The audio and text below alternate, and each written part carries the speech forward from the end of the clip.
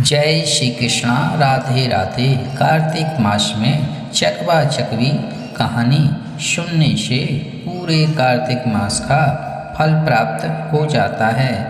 इनका दर्शन करना बहुत ही शुभ होता है। यदि इनकी कथा को कार्तिक मास में सुनी जाए तो बहुत ही शुभ मानी जाती है। चकवा चकवी के बारे में भगवान श्री कृष्ण ने सत्यभामा को बताया कि महिषासुर संग्राम में गरुण के पंख टूटने से पहले पंख से नीलकंठ और दूसरे पंख से मोर तथा तीसरे पंख से चकवा चकवी उत्पन्न हुए थे। इनका दर्शन कार्तिक मास में शुभ होता है। चकवा चकवी की कहानी को बड़े ही श्रद्धा भाव से सुने। किसी जंगल में चकवा पक्षी का एक जोड़ा रहा करता था। चकवा और चकवी दोनों में बड़ा प्रेम था। दोनों अपना हंसी खुशी जीवन व्यतीत कर रहे थे। इन दोनों में इतना प्रेम था कि जंगल में मौजूद पशु पक्षी इनके प्रेम का मिसाल दिया करते थे। यहाँ तक कि चकवा चकवी एक दूसरे पर प्राण न्यौछावर करने के लिए तैयार रहते थे। जब चकवी से कोई गलती हो जाती तो चकवा जब उसे सुनाता तो वह चकवी चुपचाप सुन लेती है और पलटकर कभी भी जवाब नहीं देती है। ठीक इसी तरह जब चकवे से कोई गलती हो जाती तो चकवी चकवे को सुना देती तो चकवा भी चुपचाप सुन लेता और पलटकर कभी भी जवाब नहीं देता था। जब दोनों में किसी बात को लेकर खटपट होती तो थोड़ी ही देर में दोनों में सुलह भी हो जाती। चकवा का पड़ोसी एक कौवा था। कौवा अपनी पत्नी से हमेशा हर बात पर झगड़ा करता था। उन दोनों में हमेशा क्लेश और लड़ाई होती रहती थी। इतना झगड़ा करते कि मारपीट की नौबत भी आ जाती। कौवा बड़ा ही दरिद्र था। उसके घर में हमेशा अन्न की कमी रहती थी।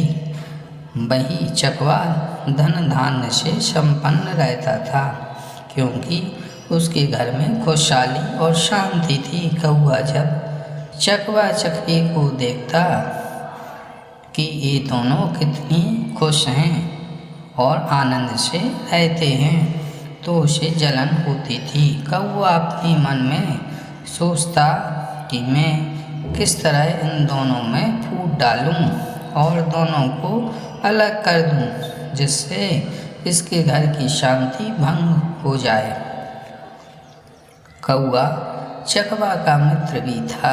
मित्र ही मित्र के बारे में गलत सोच रखता था।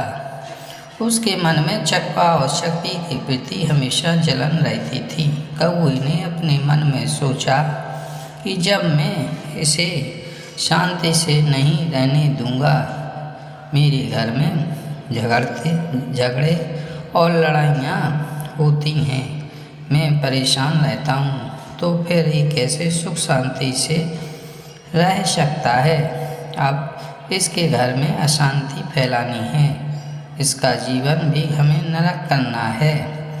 जब कभी भी चकवा घर पर नहीं रहता तो कौवा चकवी के पास आ जाता और चकवी के बारे में बुराई करता और कहता कि चकवी बहन, चकवा भाई आपसे बिल्कुल भी प्रेम नहीं करते, वह तो किसी दूसरे से प्रेम करते हैं। मैंने उन्हें कुछ समय पहले किसी अन्य से बात करते हुए देखा। कौवे की इस बात को सुनकर चकवी को बिल्कुल भी भरोसा नहीं होता था। चकवी कौवे की बात को नहीं सुनती और उसकी बात को हवा में उड़ा देती। जब कभी चकवा अकेला रहता तो कौवा चकवा के पास जाकर चकवी की बुराई करता और कहता कि चकवा भाई, चकवी अब आपसे बिल्कुल भी प्रेम नहीं करती, क्योंकि वह किसी अन्य से प्रेम करती है। मैंने आज ही चकवी बहन को किसी और से बात करते हुए देखा है। चकवा इन बातों को हंसते हंसते टाल देता है और उस बात पर बिल्कुल भी भरोसा नहीं करता। अब इसी प्रकार कौवा चकवा और चकवी दोनों में बारी बारी से फूट डालने की कोशिश करता, लेकिन चकवा और चकवी में इतना दृढ़ प्रेम था कि एक दूसरे पर विश्वास किया करते थे और दूसरों के बहकावे में नहीं आते थे। अब इस प्रकार कौवा जब हार जाता है तो कौवा अपनी पत्नी से जाकर कहता है कि यदि तुम चाहती हो कि मैं तुमसे कभी भी झगड़ा ना करूं, तो तुम मेरा एक काम करो, चकवा और चकवी दोनों में मनमुटाव करवा दो, दोनों के बीच झगड़ा पैदा कर दो जिससे उनकी शांति भंग हो सके। कौवे ने अपनी से कहा कि जब भी तुम्हें मौका मिले तुम चकवी बहन का कान भरती रहना और मुझे भी जब भी समय मिलेगा मैं चकवा भाई का कान भरता रहूँगा, जिससे दोनों में लड़ाई झगड़ा हो सके। अब कौवे की पत्नी चकवी से जाकर कहती कि तुम्हारा पति तुमसे प्रेम नहीं करता, वह तो किसी दूसरे से प्रेम करता।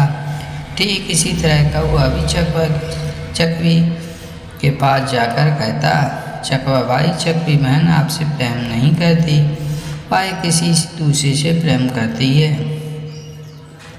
कौवा और उसकी पत्नी अब प्रतिदिन चकवा और चकवी के कान भरते, जिससे धीरे धीरे चकवी को विश्वास होने लगा कि चकवी जरूर अब हमसे प्रेम नहीं करती। ठीक इसी तरह चकवी को भी धीरे धीरे यह लगने लगा कि मेरा पति मुझसे प्रेम नहीं करता।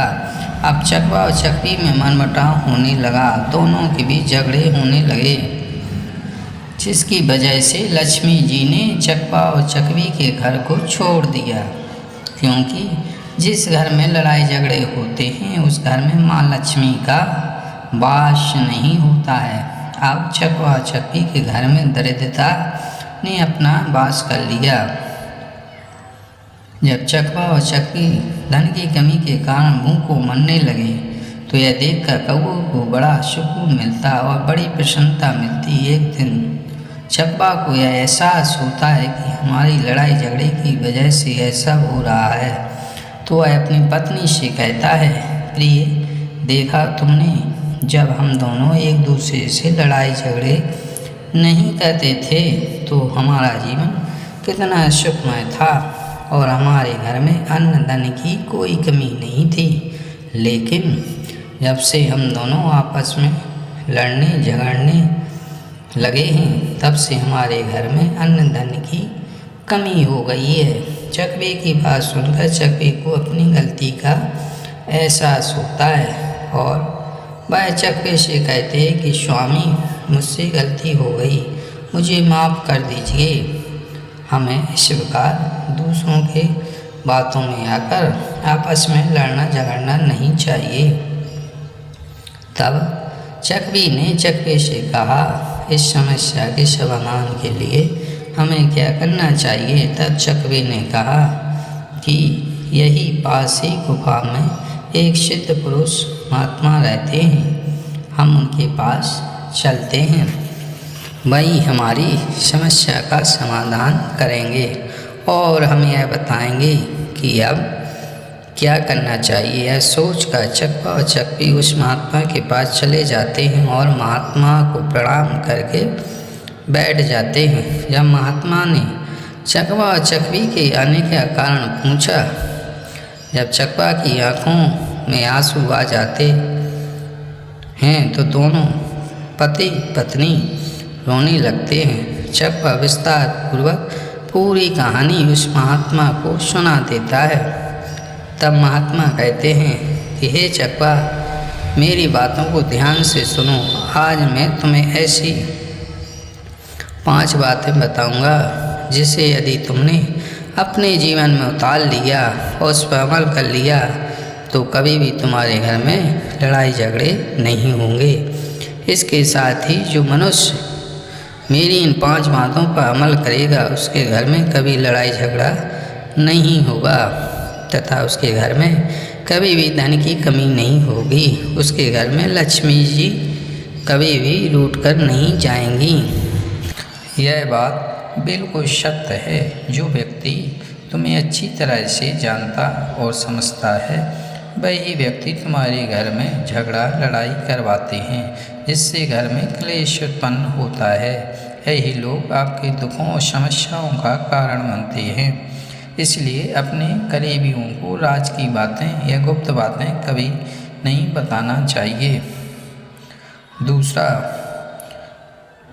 अपने मित्र के सामने कभी धनी होने का कभी भी दिखावा मत करना।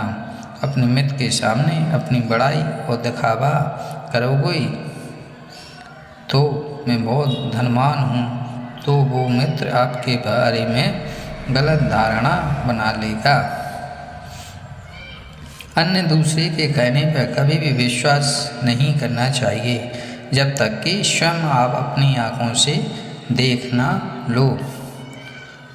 आपको उन बातों पर विश्वास नहीं करना चाहिए। यदि किसी ने आपके अपनों के प्रति मनमुटाव पैदा कर दिया है तो ऐसे में आप बिना कुछ जाने समझे उस पर विश्वास बिल्कुल भी ना करें। हमें अपने पर कभी भी शक नहीं करना चाहिए। यदि आप अपने पर शक करेंगे तो आप विनाश के कगार पर पहुंच जाएंगे। पति पत्नी, माता पिता, पिता पुत्र, इन्हें आपस में किसी के ऊपर शक नहीं करना चाहिए। कभी भी बिना बुलाए समारोह या उत्सव में नहीं जाना चाहिए, क्योंकि यदि आप बिना बुलाए किसी समारोह या उत्सव में जाते हैं तो इससे आपके सम्मान को ठेस पहुंच सकती है, जिससे आपके मान सम्मान में कमी आ जाएगी।